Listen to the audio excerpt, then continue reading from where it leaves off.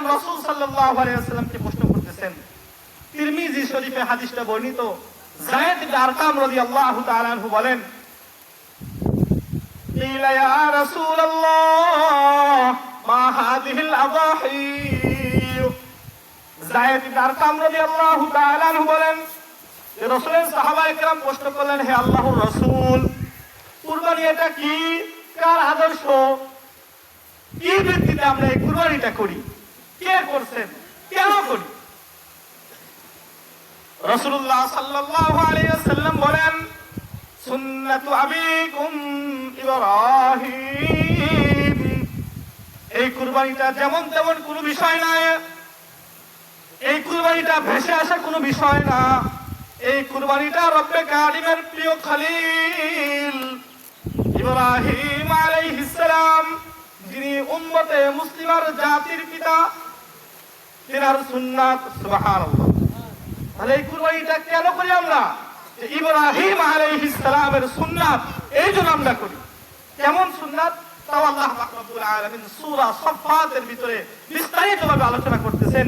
আমি সংক্ষিপ্ত আকারে আলোচনা করতেছি। ইব্রাহিম আলাইহিস সালাম দীর্ঘ বয়স হয়ে গেছেন, 80 বছর সুই সুই 90 এর কাছাকাছি। এই দীর্ঘ সময় তার সন্তান নাই। তিনি রব্বে কারিমের কাছে বারবার দোয়া করে বলেন, রব্বি হাবলি মিনাস সালিহিন, রব্বি হাবলি মিনাস সালিহিন। হে রব, আপনি আমাকে পুত্র সন্তান দান করেন, নেক সন্তান দান করেন। তো 80 বছর, 85 বছর, 90 বছর পর্যন্ত দোয়া করছেন। আল্লাহ তাআলা শেষে মেশে সুসংবাদ দিয়ে বলতেছেন, ফাবাশশারনাহু বিগুলামিন হালিম।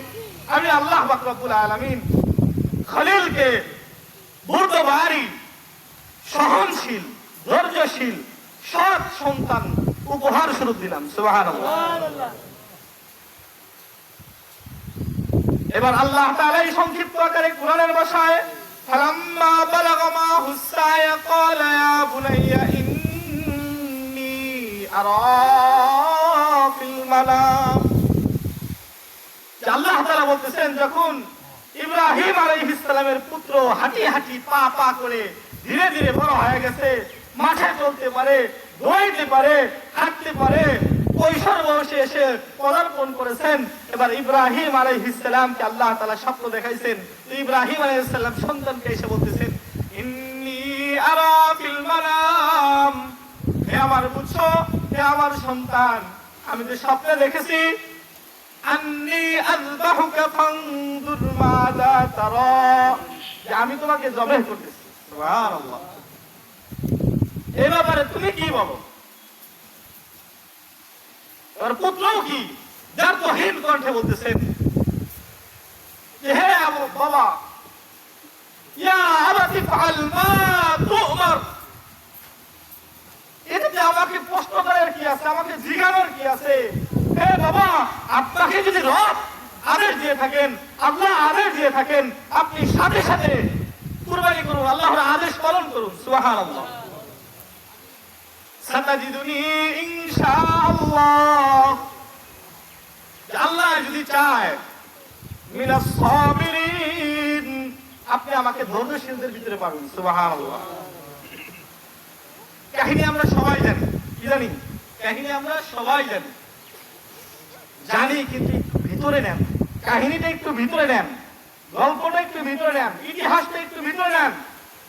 রব্বে কারিম ইতিহাসটা আমরা সবাই পড়ি, কিন্তু ইতিহাস ওই ব্যক্তির সফলতা বয়ানে যে ব্যক্তি ইতিহাস নিয়ে ভাবে, যে ব্যক্তি ইতিহাস নিয়ে গবেষণা করে, ইতিহাসের ভিতরে বুঝতে পারে। এই জন্যই আল্লাহ পাক রব্বুল আলামিন বলেন, ওয়া মা ইয়াতাযাক্কারু ইল্লা উলুল আলবাব। সবাই ইতিহাস থেকে শিক্ষা গ্রহণ করতে পারে না, কিন্তু যারা জ্ঞানী, কিন্তু যারা ইতিহাস নিয়ে গভীরভাবে ভাবে। আপনি একটু কল্পনা করেন, ইব্রাহিম আলাইহিস সালামের দীর্ঘ 80 বছর বয়স হয়ে গেছে, সন্তান নাই। একটু ভাবেন, কত না জানি আল্লাহ তাআলার কাছে বলছেন, আমার সন্তান দাও, আমাকে সন্তান দাও। আমার আপনার বিবাহের 5 বছর পরে যদি সন্তান না হয়, অমুক কবিরাজের কাছে যাই, অমুকের কাছে যাই, আমার সন্তান চাই, লাখ লাখ টাকা খরচ করি, করি না?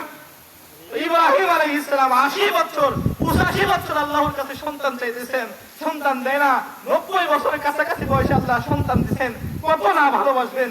সেই সন্তান বুকে নেওয়ার সাথে সাথে আল্লাহ হুকুম করছেন, তোমার কাছে রাখা যাবে না, কোলেও নিতে পারবে না, বলে রাখাইছো, বলে রাখছেন, আর দেখতে যান নাই। 16-17 বয়স হয়ে গেছে, সেই সময় আল্লাহ তাআলা সিরিয়ার থাকতে স্বপ্ন দেখাইছেন, তোমার সন্তানকে জবাই করো। সিরিয়ার থেকে মক্কাতে আসছেন, মক্কাতে আইসাই সুন্দর ছেলেকে কোলে নেবেন, তা না, আইসাই বলতেছেন, বাবা আমি তো স্বপ্ন দেখছি যে তোমাকে জবাই করব, তোমার কি সিদ্ধান্ত?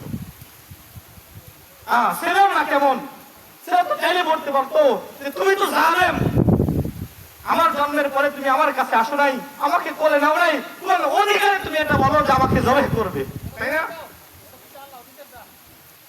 কিন্তু সন্তানও ছিল আল্লাহ আল্লাহ।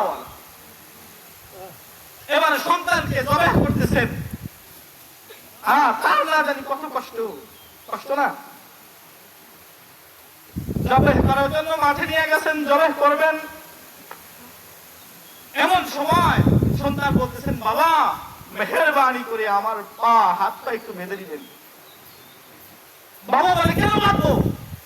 সন্তান বলেন, বাবা এমন তো হতে পারে যে আপনি জবাই করার জন্য গলায় ছুরি চালাইছেন, আমার হাত পা নড়তেছে, তো বেখেয়ালে আপনার শরীরে লাইগা আপনার কুরবানি করতে ব্যাঘাত ঘটাইতে পারে, এই জন্য আমার চোখ হাত পা বেঁধে দিন। আল্লাহ কেমন সন্তান ছিলেন! ইব্রাহিম আলাইহিস সালামের অন্তরে তখন ঝড় বইতেছিল, নীরব কান্না বইতেছিল, চোখে শুধু পানি আসতেছিল। সন্তানকে নিয়ে শুয়াইছেন, ধারালো ছুরি দিয়ে জবাই করতেছেন, করবেন।